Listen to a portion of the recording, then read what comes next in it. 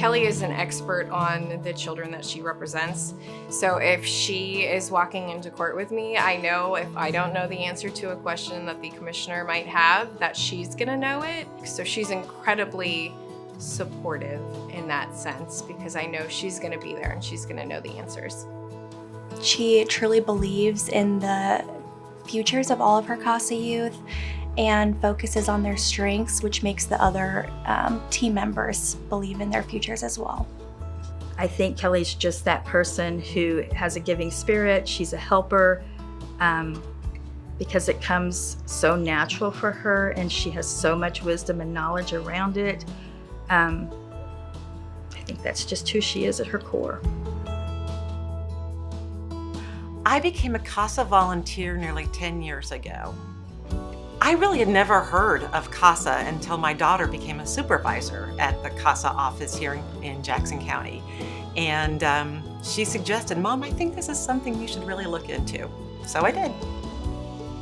I worked with children in special education for over almost 28 years. I knew I could become very comfortable sitting across from a child I hadn't met before, so I wasn't intimidated by that experience.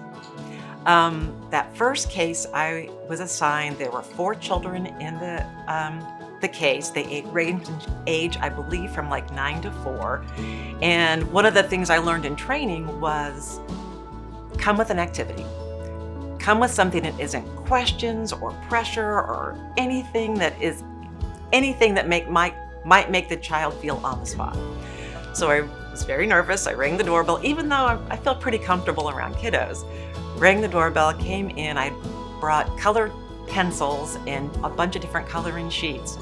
And instead of sitting at a table, we just used the coffee table. I sat on the floor with them, they all kind of gathered around, and we just talked about our pictures. And I think we colored for about 45 minutes. I have these kind of mantras that I keep in my head. It's the kid first, it is the kid always, placement providers, therapists, teachers, children's division workers even, all are on the team and they all want the best for the child. But my role is to really focus in on that child.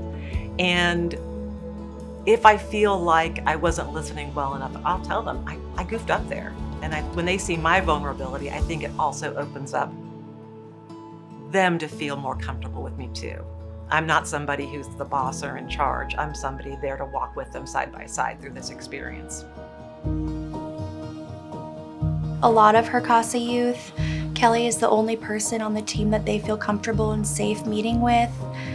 Their faces light up when she is on a meeting.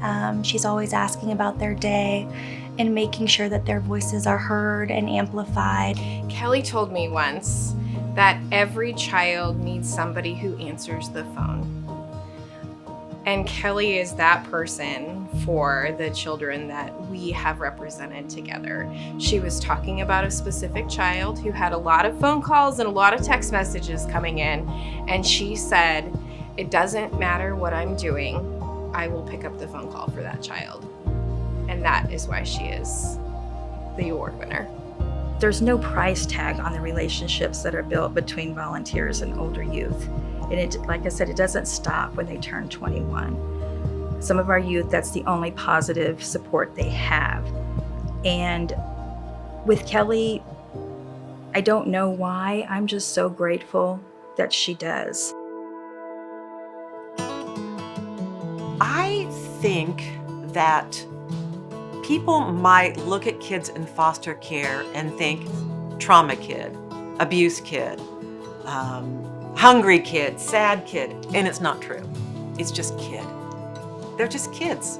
There are kids who are funny, there are kids who are inquisitive, there are kids who are anxious, there are kids who are challenging, just like all kids.